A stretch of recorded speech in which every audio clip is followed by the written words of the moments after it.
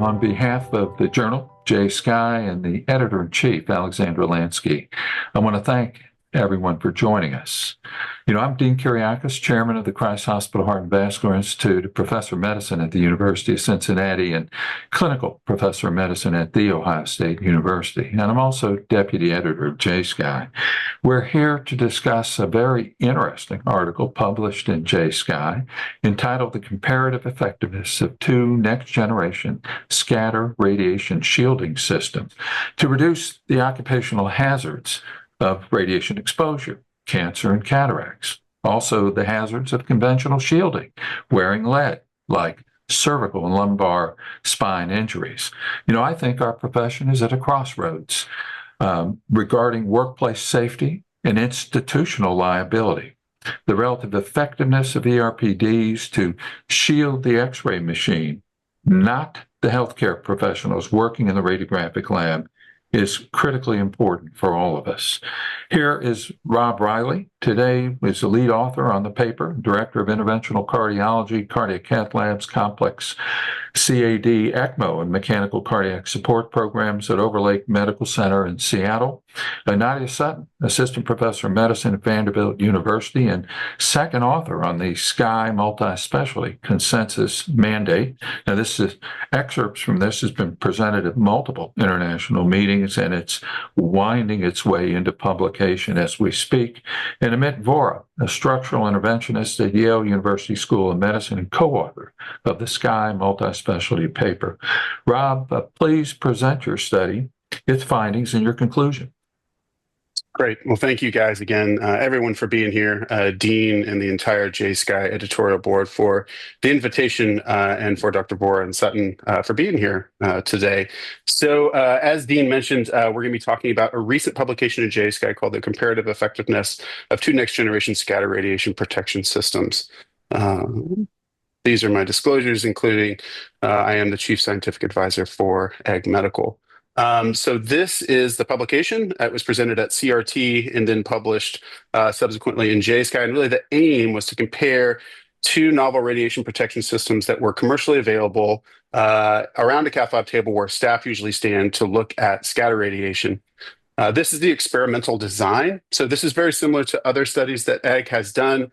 The idea is to put poles at different stations around the cath lab table where cath lab staff would usually stand, whether it's nurses, techs, physicians. So you have position 1 here, where you might have an EP implanter.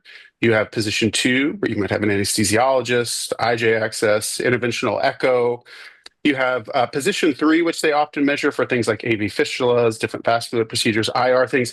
That couldn't be measured in this study because that's literally where Rampart goes over the table, so that one was taken out. Position 4 is where your interventional cardiologist operationalist usually stands. Position 5 is where the assistant is, and then position 6 is approximated to where a nurse would stand.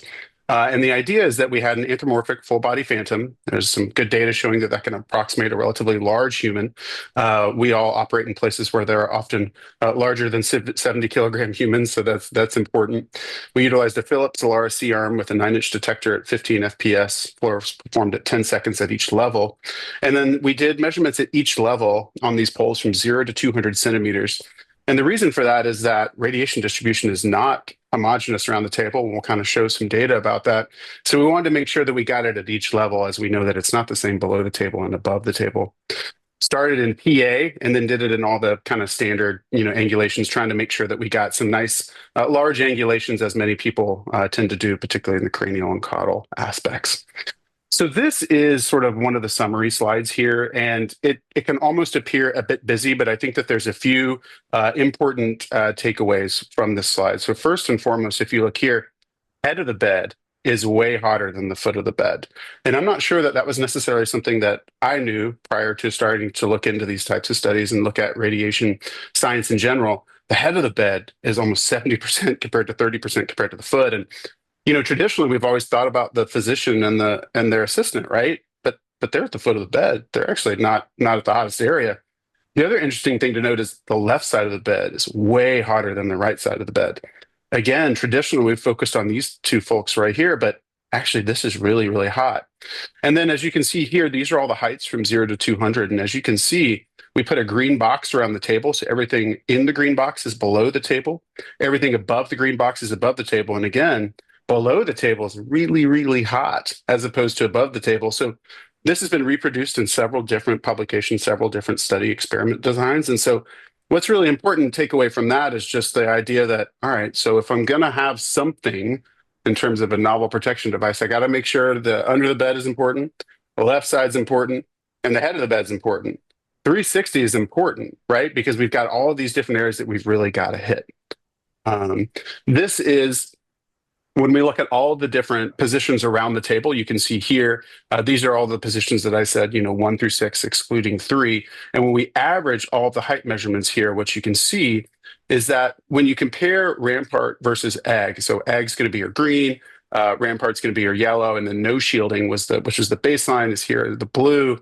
You can see that really for the assistant and operator, Rampart and egg did about the same. There was no statistical difference there. So both of them provided pretty good protection compared to no shielding. But when you get outside of those two positions, really there's no statistical difference between no shielding and having Rampart. So head of the bed, the positions 1 and positions 2, literally no statistical significant difference there. Whereas with egg, obviously you have substantial reductions. Same thing in the nursing position. Again, slightly cephalad, cranial, whatever you want to call it, base person is going to be up there. Again, no statistical difference between no shielding and Rampart versus the egg nest. So what that really translates to is that operator and assistant, either one, providing great protection. Outside of that, unfortunately, Rampart didn't seem to have any difference compared to no shielding versus the egg, which provided substantial, statistically significant improvement there. And then when you look at the different X-ray projections, because this is all in the PA, when you look at the different projections, it's really no different. We know that the caudal are going to be hotter in general compared to cranial, and we didn't matter what the positioning was. You're going to find the similar differences here when you average them all together, with egg nest providing substantial decrease in radiation, scatter radiation measurements compared to Rampart and no shielding. This is kind of a summary slide which really aggregates all of the different positions together, whether it's height, whether it's angulation. If you're in positions 4 and 5, so the physician, the assistant, you get, really good protection by Rampart. It's just everywhere else didn't seem to have any difference compared to no shielding. Whereas with egg, we saw pretty substantial reduction here for everybody in the room. So the key takeaways there was that first, scatter radiation is not evenly distributed around the table. And, I just think that as we continue to learn about radiation science, these points are really key. Reproducing them is really key. And so egg had a publication earlier this year that showed very similar results. So left side of the bed, hotter than right, head hotter than foot, and below hotter than above. So important to think about that when you design a system, it's got to be able to hit all of those things, right? And also, interestingly, I guess for me, the nurse got more scatter radiation than the assistant to the operator. And again, I think that's just something that for me, I don't always think about, honestly, is that person getting that much more radiation. And so I think this just reemphasizes that circumferential protection is really key. Both systems protected the operator and assistant really well, which is key. But then when you get outside of that, the head of the bed positions, your EP, anesthesiologist, IJ, imager, and nurse really didn't get much from the Rampart, whereas they had substantial protection from the egg nest complete.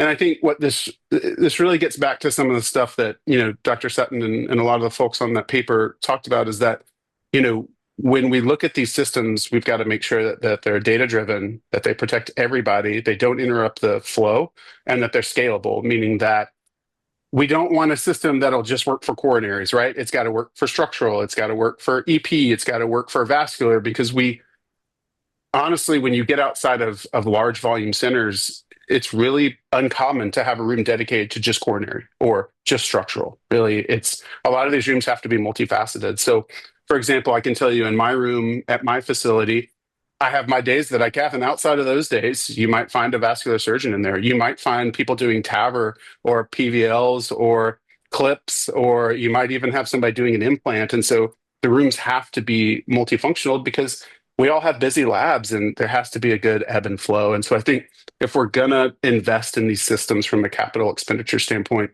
they've got to be scalable. And I really think that that's central to ALARA.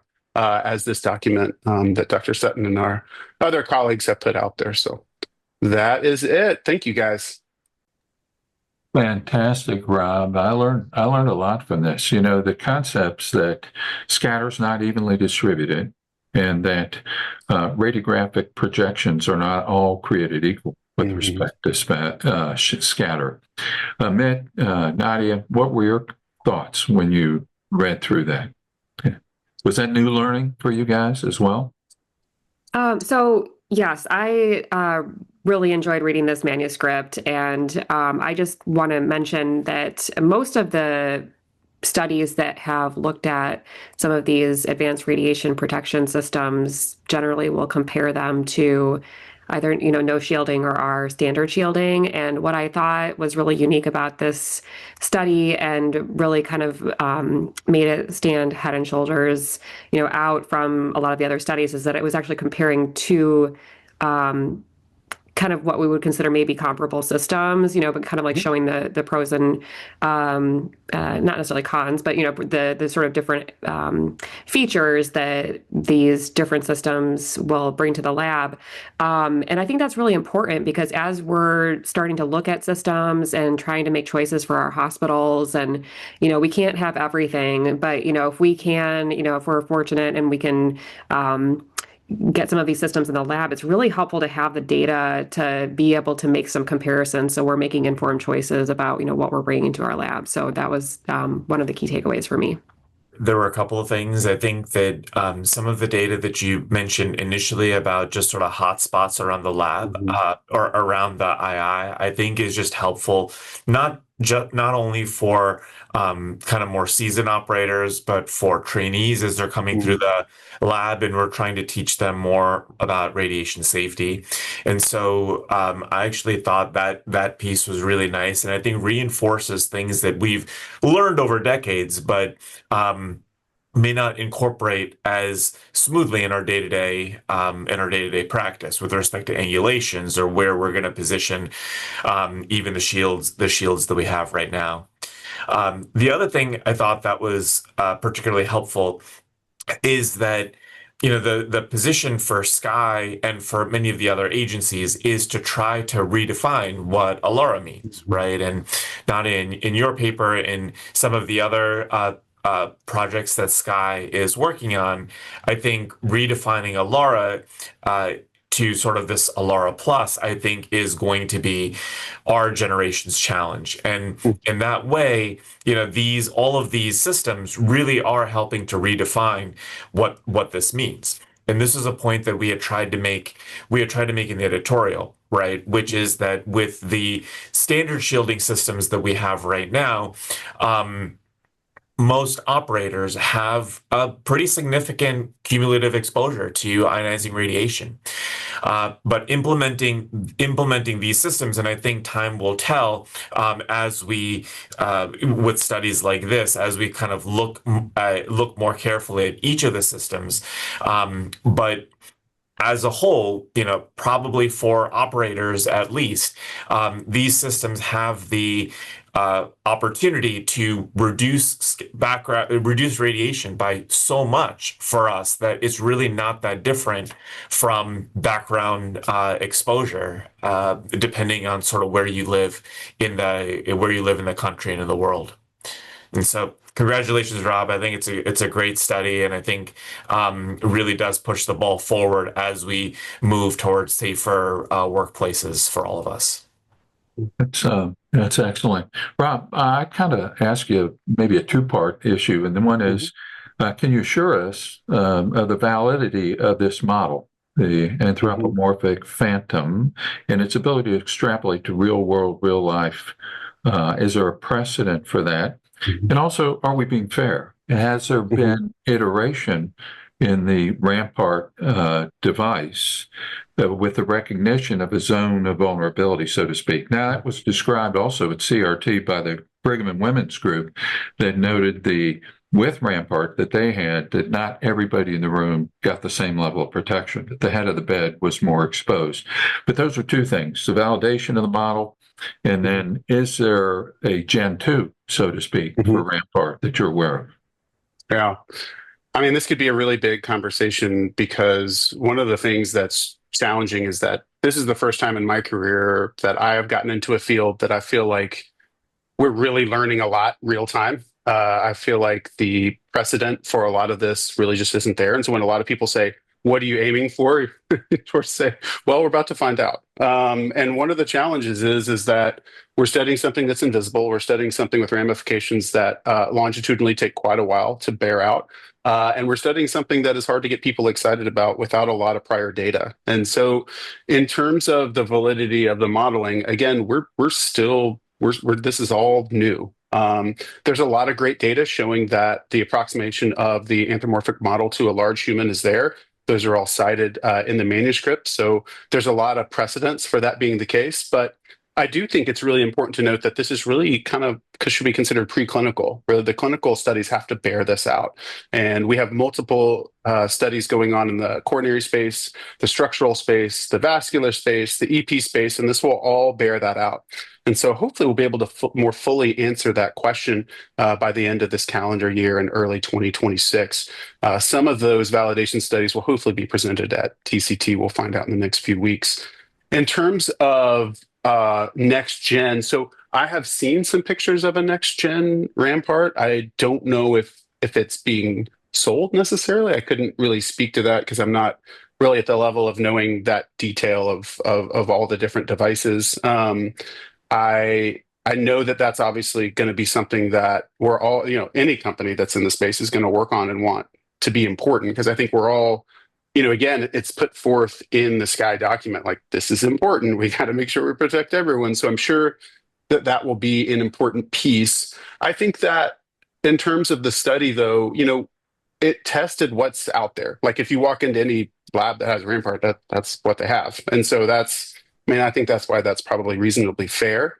But like anything else, anytime a study comes out, you're almost on to the next, you're almost on to the next iteration. So that's just a normal part of doing science, the amount of turnaround time it takes to actually do the study, get it published, et cetera. So we'll certainly be excited to see, as each of these companies have devices that iterate, learning from each other, learning from these studies, seeing where the pros and cons are, and trying to really work together towards a solution that protects everybody all the time.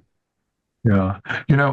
This evolution of ERPDs, one of the things that you didn't stress that I think is probably one of the most consequential things that I've done in 40 years in a lab is real-time monitoring. And I'll just go down the line here.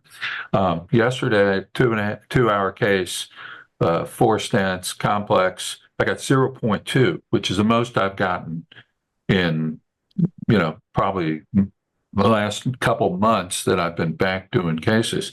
Amit, Nadia, Rob, do you guys all have real-time monitoring? Because right in the middle of a case, your techs can say, hey, we got to move some shielding around, or we've got to change something. We never had that before. So we do not have that currently at Vanderbilt, but there's been some discussion around possibly bringing that in. Yeah.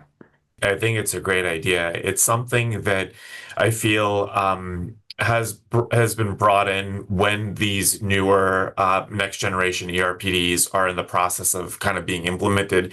And I agree with you, Dave. I mean, it is eye-opening, right? When you see, when you're wearing your RaySafe badge and looking at what that person next to you has, I mean, it really, I think, highlights a lot of those things that we've learned about, at least on paper, but don't really experience in real life, right? When we're talking about sort of the basics of radiation safety, of time, distance, and shielding, you get to see in real life. I mean, I guess perhaps not if you have the EGNEST or Rampart in place, but say with regular shielding, you really can see the difference that taking one step back or one step away from the table makes. The difference that an RAO caudal angulation versus a straight LAO angulation makes. It's pretty remarkable. Well, you made a great point, Amit, and that is, I would highly recommend, and Rob knows this, that any lab that's going to institute ERPDs, that they do at least 2 weeks or longer with lead on, conventional protection, wearing real time, because these people have no idea what they're getting exposed to with lead. And the fact that I got 0.2, there are some of the techs and nurses in our lab goes, I got exposed. I got some radiation. They don't realize they could get 10 times that amount in the same case of wearing lead. And so I do think that's an educational process that you should tell them where they are at baseline, let them know, and let them realize what the relative reduction is. Rob, you can address that. Yeah, couple points to make. One, we've been doing real-time monitoring for probably 2.5 years in our lab, and I'll tell you, I stumbled into it like many things in my life. I'm not necessarily the brightest person, so I don't come up with everything on my own, but I do have smart friends, and so learning from them usually is the way that I make strides in my life. So I have an appointment at St. George's in London, and so I go over a few times a year to do cases. And I was over there, and they had an ERPD, and I'm getting ready for a live case, and throwing on my gown with no lead and ready to go. And they're like, "Hey, where's your guest leads over there?" And I was like, "What? I thought we had the thing. I thought we were good." And they were like, "No, you can't do that. There's not enough, da da da da da." And they're like, "Well, you don't wear lead at your place?" And I was like, "No."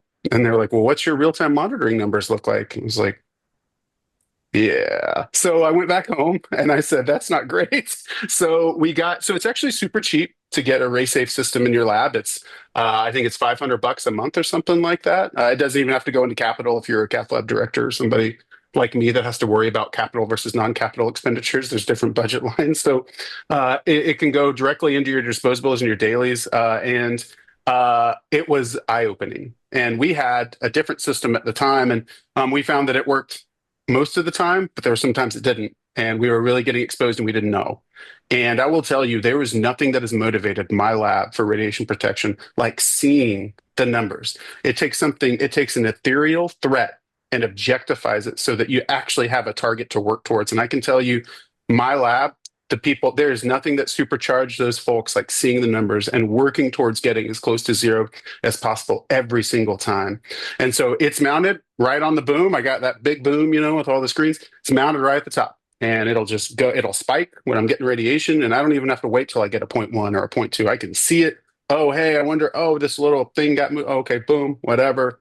And it has really changed things. I think that if you sell a system without continuous monitoring, it's irresponsible. Period. End of story. I can't not say that, because having lived through this for a few years, having probably been radiated when I thought I was quote unquote safe for a while, I can't undo that. And it's something I carry with me. And so I will, not instituting one of these without that continuous monitoring is unacceptable in my mind. Wow, that's strong. Amit and Nadia, do you guys have ERPDs? We don't. Yeah. We don't, and we don't, at least as of now, we don't have plans to implement them just quite yet. So Yeah. it'll be interesting to see. I mean, I really hope, and so, to that point, I really hope that this kind of reaches kind of that critical point where people basically need a good reason to not have them. And frankly, I'm not sure what that reason is going to be other than expenditure. Yeah. Great. Nadia? Yep, actually, so we are fortunate to have, we actually have ramparts in all of our labs now, which is great to have the opportunity for protection. I think the next challenge is to make sure they're being implemented and, the staff is adapt at bringing them in and out. And I know we didn't, talk about it a lot. And I can't remember. I don't think it was in the manuscript, but, feel free to jump in, Rob, if it was. But I was just kind of curious if you had any insights about, turnover time and setup, that the study wasn't necessarily focused on that, but just your personal insights. I was kind of curious about that. Yeah. I can only give you my personal experience. That's all I got. But we had part of my sign-on deal at my new place through some very generous donors was to get a Rampart system, because that's what was available at the time back in 2021.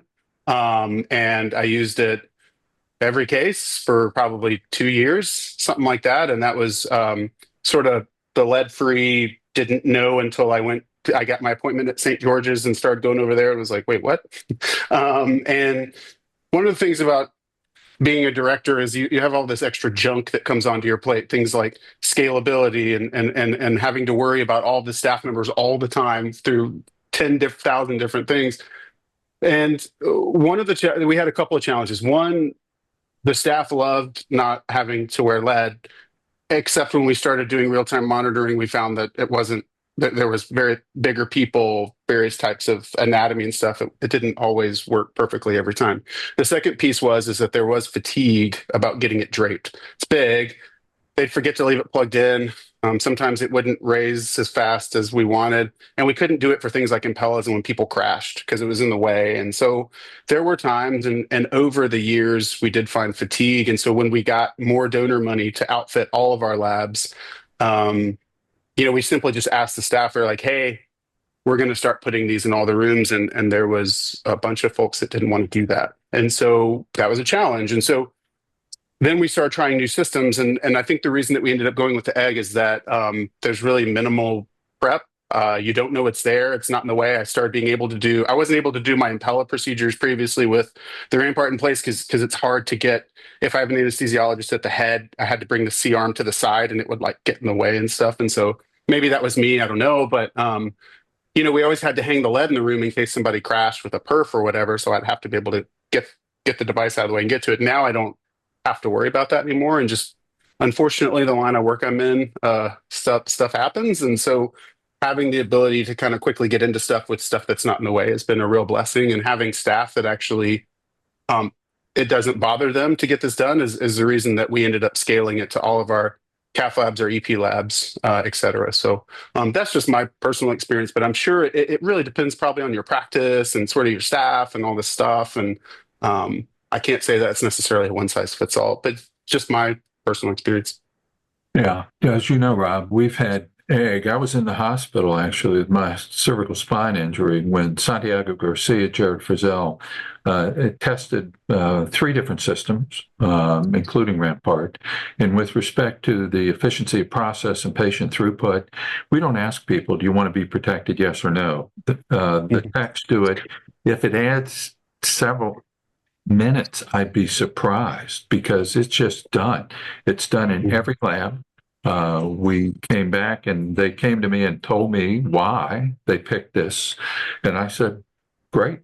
I rely on you guys. Frankly, you're the next generation. You'll be here long after I'm gone. So fortunately, I got back in the lab, and neither Tim Henry or myself ever wear lead now. And that includes in the hybrid OR. So Mondays, I'm in doing TAVRs.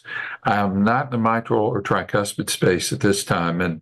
But Santiago, Puvi, Ravi, I mean, these guys are banging those out. And we either wear ultralight, they wear ultralight or no lead. And Tim and I are just not going to wear lead again in our careers. Both of us have been beat up enough that the hospital finally, my injury, was put in the position of what we call institutional liability, which I think, frankly, Amit, your institution's going to be in here shortly. And I think that's the absolute truth. I mean, a chairman of our board runs the biggest law firm, or did run the biggest law firm in Cincinnati. And he said, our ROI is going to be workplace safety and liability. And that's how we're going to do this. And in large part, it was philanthropic. I think it's going to be the future. Nobody's going to continue to do this, and particularly for women, Nadia. I think this is a serious issue and a deterrent. One of the reasons why there are so much fewer women in interventional, and I like your comment on that as well. So yes, I mean, that's certainly, one of the leading causes of, women choosing other specialties. I don't think it should be. I think that we do have ways of protecting ourselves from radiation. I think this is, this study is a perfect example of this. And I think it's so, helpful having these types of studies that compare different devices. I wanted to reemphasize its point too about ALARA, or as low as reasonably achievable. That is actually a federal regulation. It's not a choice that institutions have. They are required to comply with the ALARA concepts, which include taking the current state of technology into consideration. So I think that as you just kind of touched on the aspect of institutional liability. Well, I don't think that, we can continue to state that, what we've been doing in the past is, ALARA now, because now we have technology that will allow for more protection. And so I think that my interpretation, obviously I'm not an attorney here, of the federal regulation is that if we have to take the technology into consideration and we have better ways of protecting ourselves and keeping our radiation as low as possible, that must be implemented. And, hopefully that will assist in the recruitment of women to the field, because they'll see that, we're all making efforts to improve our protection. So yeah, we got to advocate for ourselves. I would just encourage, there's multiple companies in the space now. Hopefully we're all going to be getting to the point of being able to get these systems, not to Dr. Sutton's point about this shouldn't be optional, like this should be mandatory. I think hopefully this guy's statement will help with that. I would just tell people, having gone through several iterations of different stuff with my personal team, just go out and try different stuff and let your team tell you what they're going to do longitudinally, because ultimately it's like IVUS. It's like any Rhoda. It's like any other tech. Like if your team doesn't really want to use it, like it's just not going to function long term. Having gone through that capital expenditure cycle myself, like, and you don't want it to. We can all think of certain devices that we've bought, we're super excited about, and then end up in the corner. And we all have those. I've been to everybody's lab, like they're all in there, and we just, man. Medicine's margins are so much, like we don't have the ability to do that anymore. And so we really got to make sure that the staff are on board, because they are the key to adoption to any of this. It's excellent. Any closing comments, Amit, Nadia, Rob, anything you want to say before we wrap it up? I think the only thing that I'd say, and we kind of glossed over this point before, but Dean, I think better than anybody else, sort of this Faustian bargain that we've made in terms of trading one type of injury for another with the current systems that we have in place. And, if these next generation systems really provided us the same level of protection without having to wear lead, like even that alone would sort of be a home run. But the fact that we now have systems that provide protection an order of magnitude greater than what we have right now, with the additional benefit of not having to worry about the orthopedic issues, I think in many ways really is a no-brainer. And I think studies like this really draw attention to this particular part of our day-to-day life. And really, looking ahead sort of 5, 10, 20 years, my hope is that this is really not even going to be a question anymore. Yeah, well said. Very well said. I don't have much to add to that. I think you've summarized it really nicely. But yeah, I think that this particular study comparing the different systems, including the different angles that we're, going to find necessary for angio-based physiology and all of the, sort of practical aspects of, working in the lab is really, I think it's going to really kind of form a new baseline for what we expect from studies in the future in terms of, we expect to be able to make choices, and we have choices, and that's great. There's so many different options out there now, and we want things that work with our workflow and, that are going to protect us. And I think that having the data to support our decision making is really critical. So thanks very much for this work. Fantastic. Well, I'll tell you, I really want to thank SCAI for giving us this opportunity to have a comprehensive discussion. Amit, Robert, Nadia, thank you for being here. And thank everybody tuning in to listen to this and offering their 2 cents and their position. We really appreciate it. And I want to thank everyone for a very good discussion.